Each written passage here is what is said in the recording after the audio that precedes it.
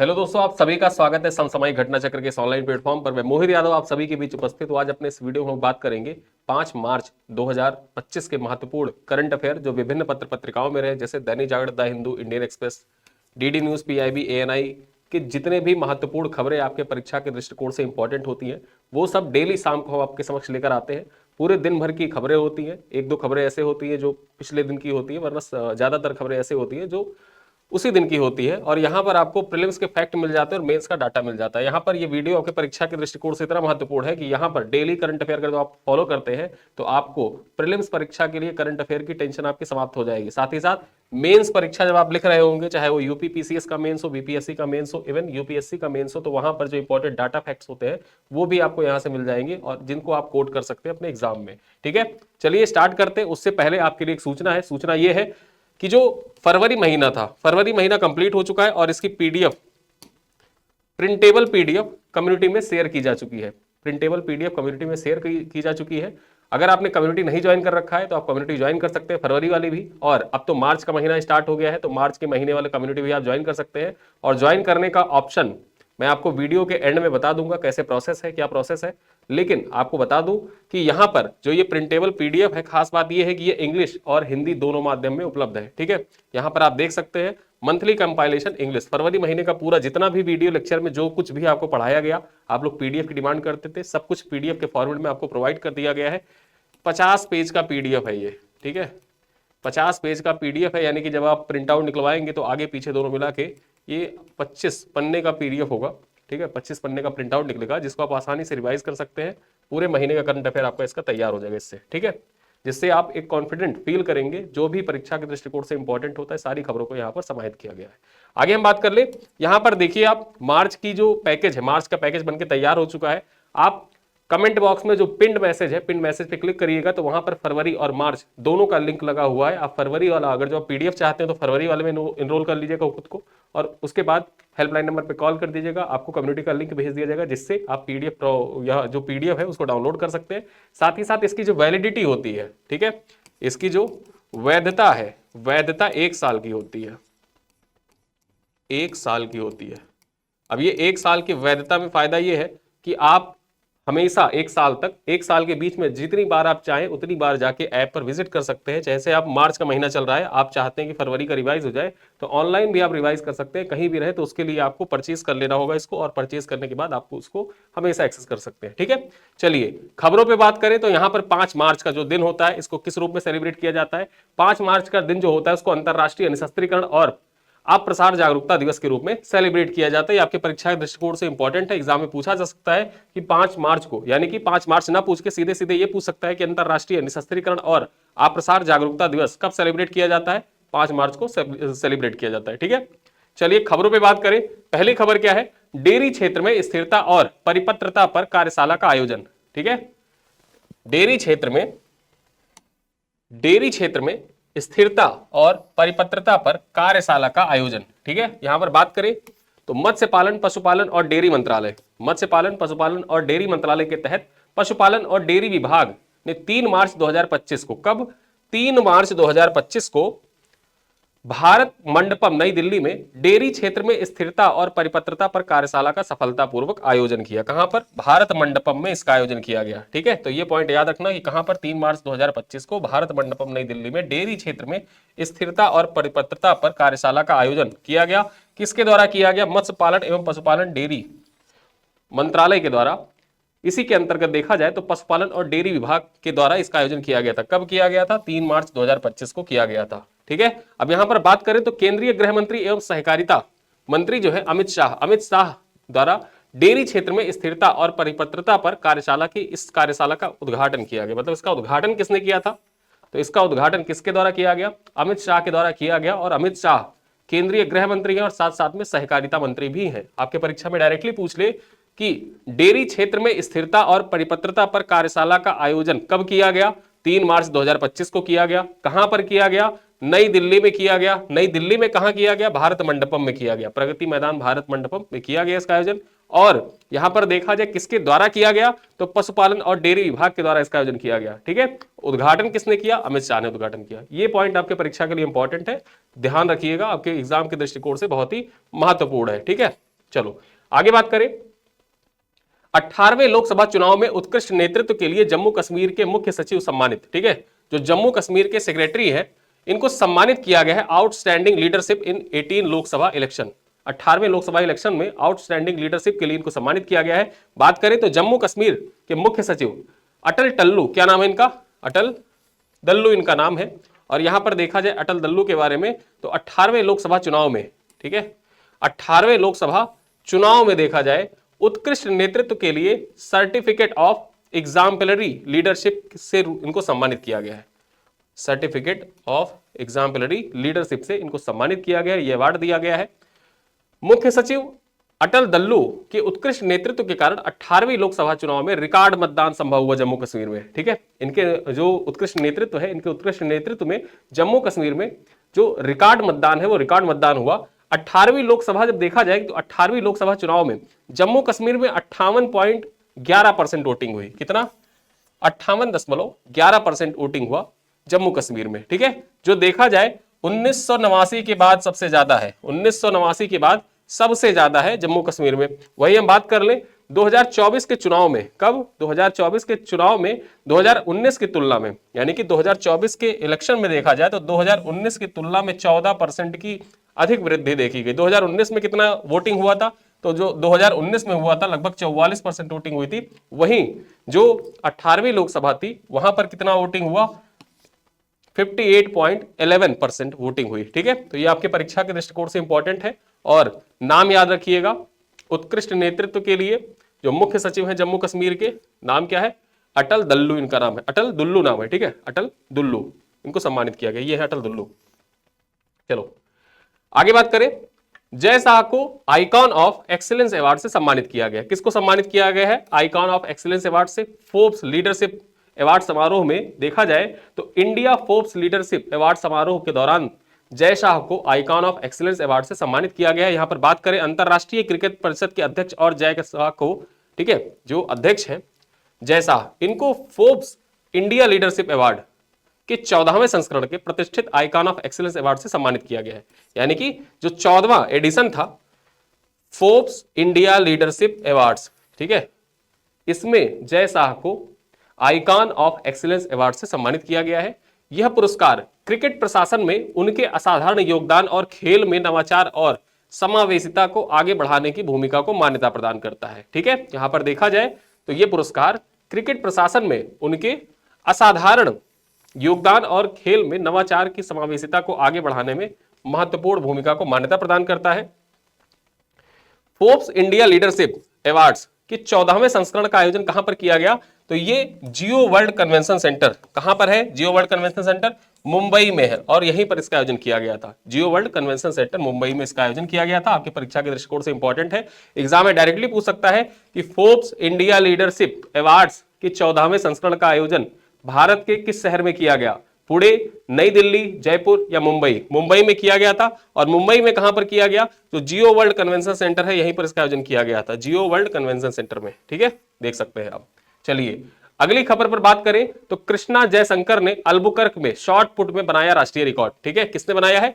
कृष्णा जयशंकर ने अल्बुकर्क में short put में बनाया राष्ट्रीय रिकॉर्ड। बात कर ले पॉइंट्स की तो भारत के कृष्णा जयशंकर ने अमेरिका के अल्बुकर्क में Mountain West Indoor Track and Field Championship 2025 athlete meet में महिलाओं की शॉर्ट पुट में राष्ट्रीय रिकॉर्ड बनाया है। ठीक है, ये आपके परीक्षा के दृष्टिकोण से इंपॉर्टेंट है पॉइंट, याद रखिएगा। किसने राष्ट्रीय रिकॉर्ड बनाया है?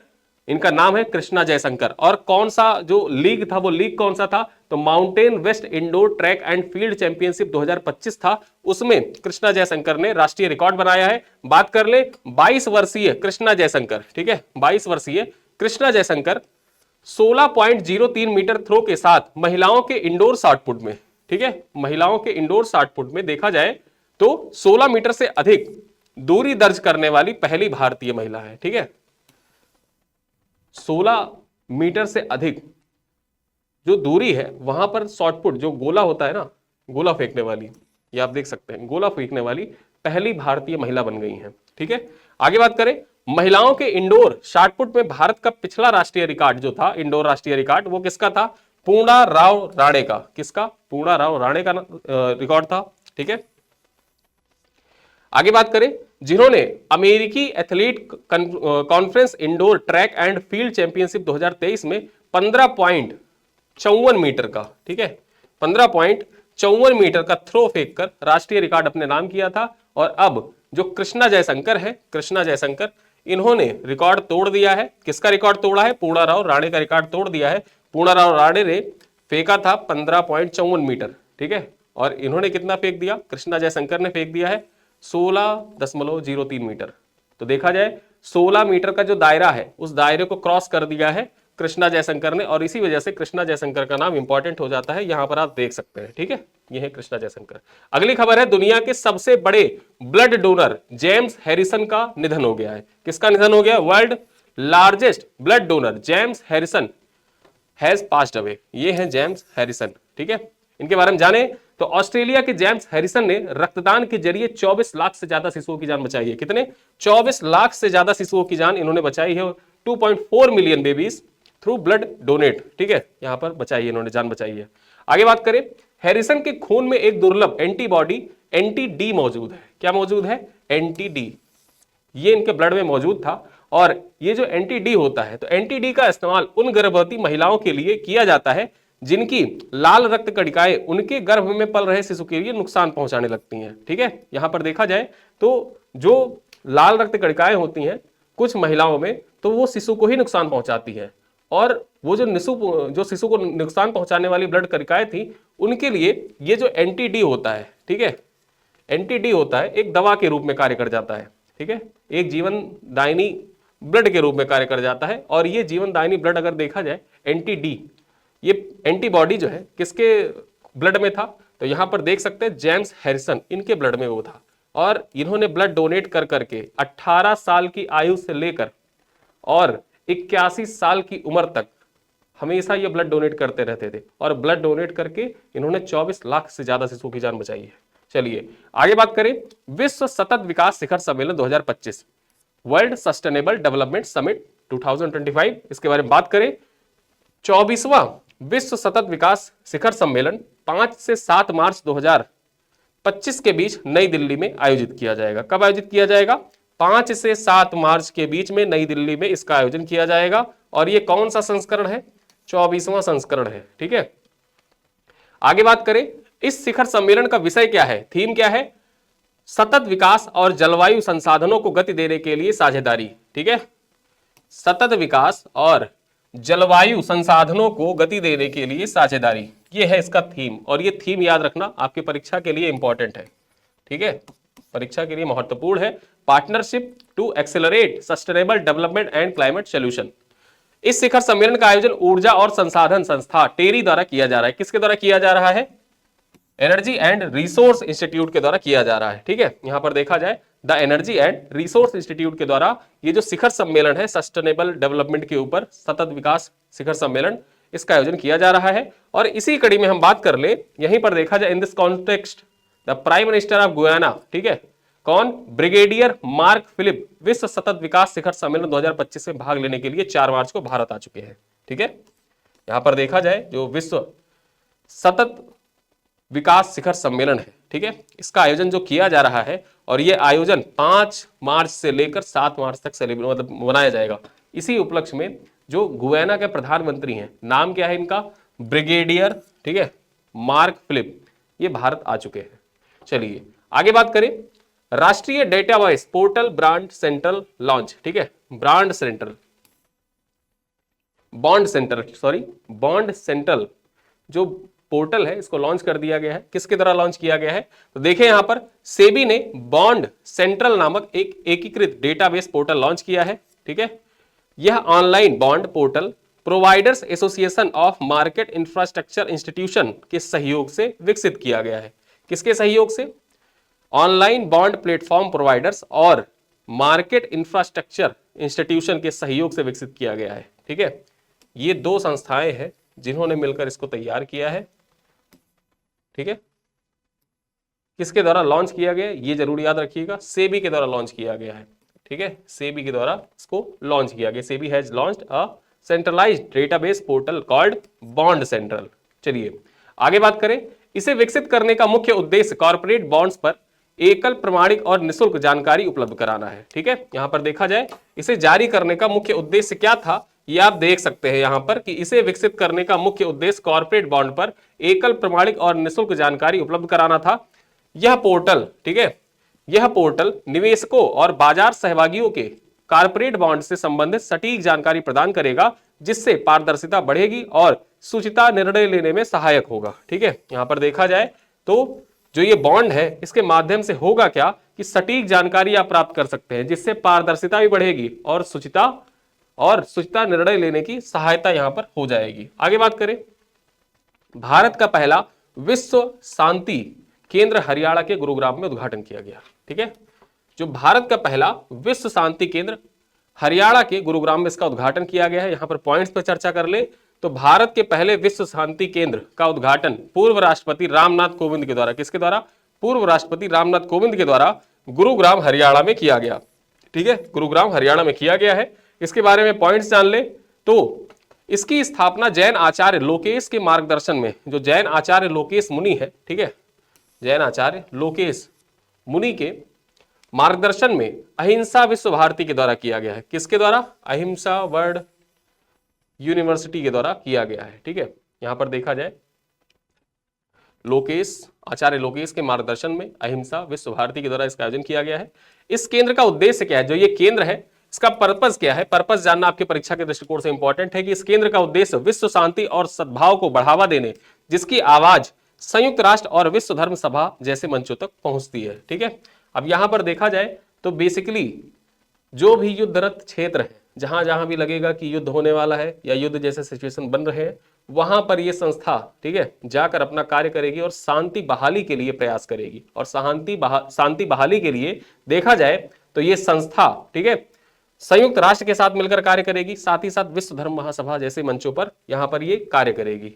आपके परीक्षा के दृष्टिकोण से यह इंपॉर्टेंट है कि भारत का पहला विश्व शांति केंद्र कहां पर बनाया जा रहा है और इसका उद्घाटन किसके द्वारा किया गया है। तो भारत का पहला विश्व शांति केंद्र जो है ये हरियाणा के गुरुग्राम में इसकी स्थापना की गई है। इसका उद्घाटन किसके द्वारा किया गया है, पूर्व राष्ट्रपति रामनाथ कोविंद के द्वारा किया गया है। ठीक है, तो ये आपके परीक्षा के लिए इंपॉर्टेंट है। चलो अगली खबर पे बात करें, ऑस्ट्रिया के चांसलर। अब ऑस्ट्रिया के चांसलर के बारे में जान लेते हैं।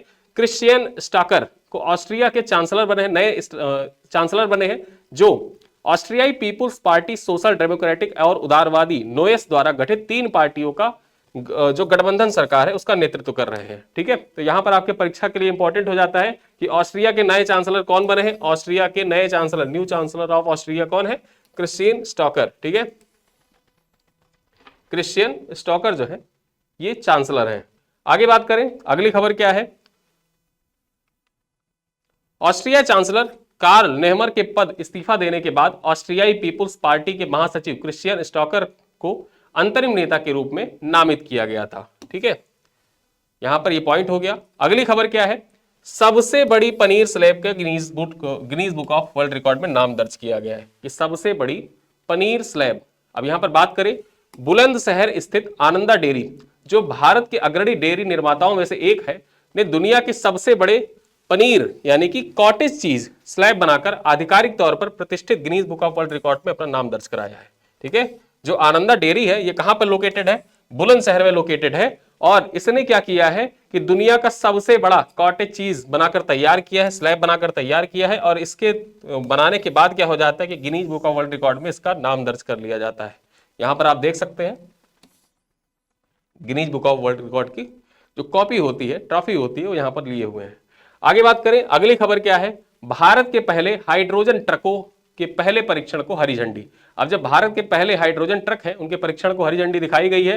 पॉइंट्स क्या है, केंद्रीय सड़क परिवहन एवं राजमार्ग मंत्री नितिन गडकरी और नवीन एवं नवीकरणीय ऊर्जा मंत्री प्रहलाद जोशी ने दिल्ली में, कहां पर, नई दिल्ली में हाइड्रोजन चलित भारी ट्रकों के पहले परीक्षण को हरी झंडी दिखाई है। ठीक है, ये जो हरी झंडी दिखाई गई है हाइड्रोजन चलित बड़े ट्रक हैं, किसके द्वारा दिखाई गई है, जो केंद्रीय सड़क परिवहन राजमार्ग मंत्री हैं, union minister of road transport and highways Nitin Gadkari के द्वारा, और साथ ही साथ जो union minister of new and renewable energy हैं प्रहलाद जोशी, इन दोनों के द्वारा हरी झंडी दिखाई गई है। और ये first trial of hydrogen powered heavy truck in new Delhi.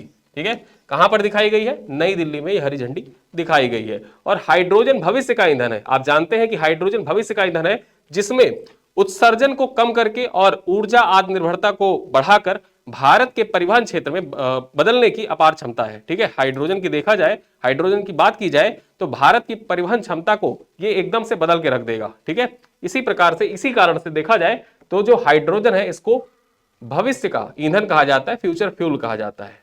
अब यहां पर आज के स्लाइड पर आधारित कुछ क्वेश्चन है जिनका उत्तर आपको कमेंट बॉक्स में देना है। वीडियो बहुत लंबा नहीं था आज का, छोटा सा वीडियो है, लेकिन आपके परीक्षा के लिए बहुत महत्वपूर्ण है। इनका उत्तर दीजिएगा। देखिए, पहला प्रश्न क्या है? डेयरी क्षेत्र में स्थिरता और परिपत्रता पर कार्यशाला का आयोजन 3 मार्च 2025 को कहां पर किया गया?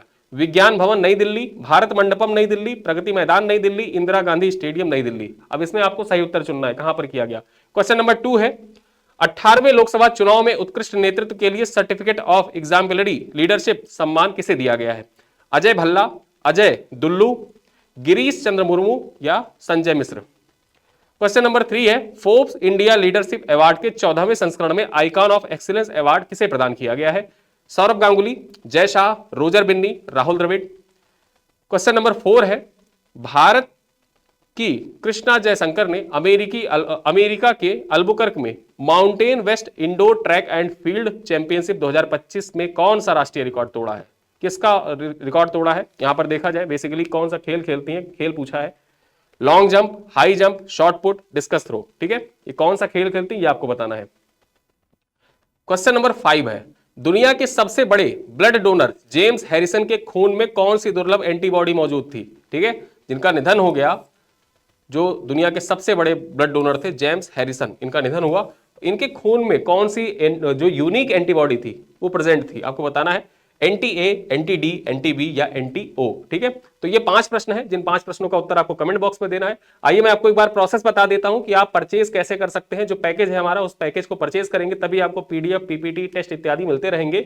हमारा जो फरवरी महीने का कमिटमेंट था वो कमिटमेंट हमने पूरा किया। अब हम मार्च महीने पे लगातार जुड़े हुए हैं। अब तक के जितने भी पीडीएफ, पीपीटी इत्यादि थे वो सब कुछ प्राप्त हो चुके हैं। आज वाला जो क्लास है, इस क्लास का जो पीडीएफ है वो आपको कल दोपहर कम्युनिटी में शेयर कर दिया जाएगा। आइए मैं आपको एक बार प्रोसेस बताता हूं कि कैसे आप हमारा जो परचेज है बैच उसको कर सकते हैं, इस पैकेज को परचेज कर सकते हैं। और इस पैकेज का जो नाम मात्र मूल्य ही आपसे लिया जा रहा है। ठीक है, यहां पर आप जाएंगे, आप चाहे हमारे ऐप पर जा सकते हैं, वेबसाइट पर जा सकते हैं, और वहां पर आपको सर्च करना होगा SSGCP। जैसे आप समसामयिक घटना चक्र पब्लिकेशन सर्च करेंगे, होम पेज आ जाएगा। होम पेज पर आप क्लिक करेंगे और होम पेज पर क्लिक करने के बाद आप जाइएगा कहां पर? आपको जाना है वीडियो लेक्चर के सेक्शन में। वीडियो लेक्चर का सेक्शन ओपन करिएगा और वीडियो लेक्चर का सेक्शन ओपन करने के बाद सबसे पहला आपको दिख जाएगा, यहां पर मार्च का दिख जाएगा कि मार्च 2025, और यहां पर फरवरी 2025। ठीक है, फरवरी का पीडीएफ अगर आप चाहिए आपको तो आप फरवरी वाले में एनरोल कर लीजिए खुद को, और मार्च से आप जुड़ना चाहते हैं तो अभी से आप जुड़ सकते हैं। मार्च वाले पे आप क्लिक करिएगा। यहां पर आप जैसे मार्च पर क्लिक करेंगे तो आपको यहां पर सारी चीजें दिखना स्टार्ट हो जाएगी। ठीक है, यहां पर आप देख सकते हैं 1 मार्च वीडियो, फिर उसके बाद पीडीएफ। आपको क्या क्या मिल जाता है? यहां पर वीडियो मिल जाता है, पीडीएफ मिल जाता है और टेस्ट मिल जाता है। ठीक है, ये वीडियो जैसे एज इट इज वीडियो यहां पर होता वही वीडियो आपको वहां मिल जाता है, और क्लास पीपीटी आपको मिल जाती है। क्लास पीपीटी का अर्थ ये है कि जैसे पिक्टोरियल फॉर्मेट में सारी पीपीटी यहां पर क्लास पीडीएफ है वो आपको यहां पर प्रोवाइड कर दी जाती है, वो आपको ऐप से मिल जाएगी, फोटो वगैरह लगी ताकि आपको याद करने में आसानी हो। और जो क्लास होती है उसी क्लास पर आधारित आपको 10 MCQ मिल जाते हैं। ठीक है, 10 MCQ यहां पर आपको मिल जाते हैं डेली। अब तक देखा जाए 4 मार्च तक का अपडेट हो गया है। कल 5 मार्च का अभी ये वीडियो आपको मिलेगा, वीडियो अपडेट हो गया होगा, और उसके बाद पीडीएफ लगा दी जाएगी। ठीक है, उसके बाद टेस्ट आपका यहाँ पे अपडेट कर दिया जाएगा, और इसका प्रिंटेबल पीडीएफ जो है वो हमारे व्हाट्सएप कम्युनिटी में कल शेयर कर दिया जाएगा। ये बैच आप परचेज करने के लिए यहाँ पर जैसे आप बाय नाउ पर क्लिक करेंगे तो आपको मूल्य दिखेगा 25 रुपए। ये 25 रुपए भी आपको पे नहीं करना पड़ेगा। जो जैसे आप बाय नाउ पर क्लिक करेंगे एक ऑप्शन कॉर्नर में दिखेगा कॉइन पर, उस पर क्लिक कर दीजिएगा, और जैसे ही कॉइन के ऑप्शन पे आप क्लिक करेंगे ये मूल्य घट के कितना हो जाएगा? ये मूल्य घट के हो जाएगा 18 रुपए 75 पैसे के आसपास। ठीक है, और 18 रुपए 75 पैसे यदि देखा जाए तो आपके 2 चाय से कम के दाम में आपकी करंट अफेयर की तैयारी अच्छे से हो जाएगी। ठीक है, और यहाँ पर पूरे महीने का करंट अफेयर आप ऐसे प्राप्त कर सकते हैं। तो जो जानकारी थी वो मैंने आपको बता दी, और ये जानकारी आपके परीक्षा के दृष्टिकोण से भी महत्वपूर्ण है। जितने पॉइंट्स यहाँ पर बताए जाते हैं एग्जाम के लिए इंपॉर्टेंट है। और सबसे खास बात ये है प्रिंटेबल पीडीएफ, जो प्रिंटेबल पीडीएफ है, ये प्रिंटेबल पीडीएफ अपलोड कर दी गई है। जो लोग नहीं अब तक प्राप्त किए हैं फरवरी महीने का, और जिन लोगों ने पहले से खुद को एनरोल कर रखा है वो सभी लोग जाकर प्रिंटेबल पीडीएफ को डाउनलोड कर लेंगे, आपके लिए सूचना है। ठीक है, और इसी के साथ ये वीडियो मैं यहीं समाप्त करता हूं। मिलते हैं अगले वीडियो में, तब तक के लिए धन्यवाद।